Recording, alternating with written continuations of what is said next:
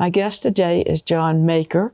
John, I came up to a camellia flower show and met you there and learned a lot more about camellias than I had known, even though, of course, they were all over everybody's yard.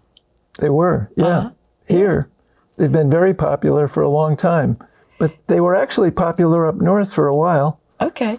But you have kind of a new interest in this. How did this come about for you? Well, I visited with my wife's parents, and we have a yard full of camellias that my wife's grandfather planted. But you didn't get interested in camellias till, what, not too many years ago? I wasn't even aware of them, really. Okay. We moved down here in 2012. And with a yard full of camellias, I've really gotten into them. They are fabulous. Yeah. They are. Yeah. So let's talk about some of the ones that we saw, the categories that you have at the shows. Well, for instance, we have here on the counter, these are formals. Yes. And Lady Hume's blush. Uh-huh. Yeah. Okay. One of the earliest camellias that came to New Jersey, to John Stevens, is Alba plena. Oh, and it's still popular today. Okay. These are classics. Okay. And then what's some other categories? Well, we also have, let's say, a Professor Sargent, which is an anemone form.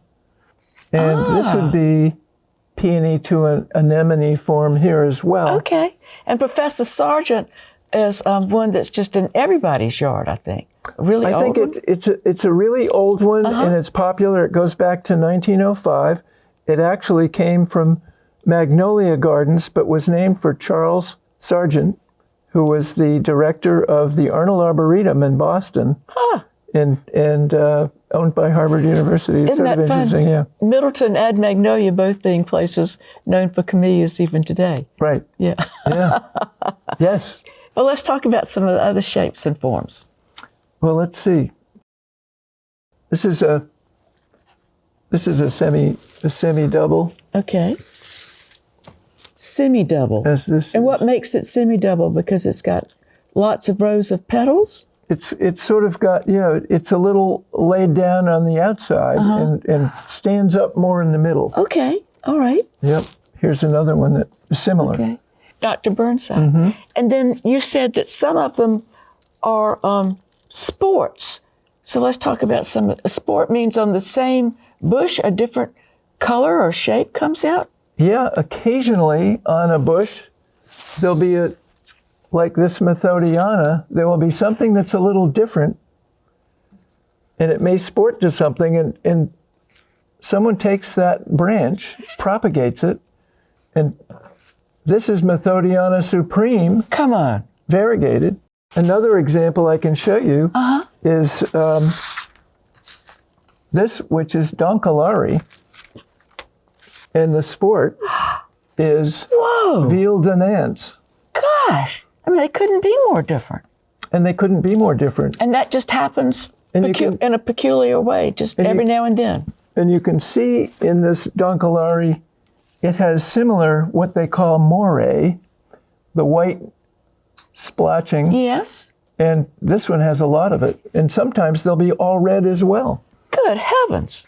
And I think the Sasanqua, which blooms more in the fall, can take a little more sun. I believe so. I think these more of the Japonicas prefer some partial shade to shade. There are some that are sun tolerant. I have some in my yard that get full sun, full season. But generally. Hot here in the summer, as we know. But generally we think of these Generally, they prefer a little shade. But isn't that just wonderful? Because it means that in parts of your yard where you wouldn't think you'd have a lot of flowers, you can just have this magnificent tree that's going to flower for months at a time. That's right. Yeah. Phew. Yeah. And we have early bloomers, mid-season bloomers, and late-season bloomers. And some bloom longer than others.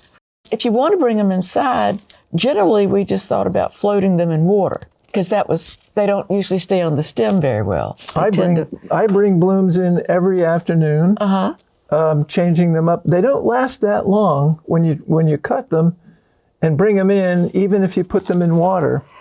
But you said, fascinatingly, that people have told you that if you cut a real long stem they last longer? If you cut a longer stem, there's more moisture and whatever nutrients are in there for the bloom, and they will last longer. That's amazing. So you might get a week out of them. Isn't that something?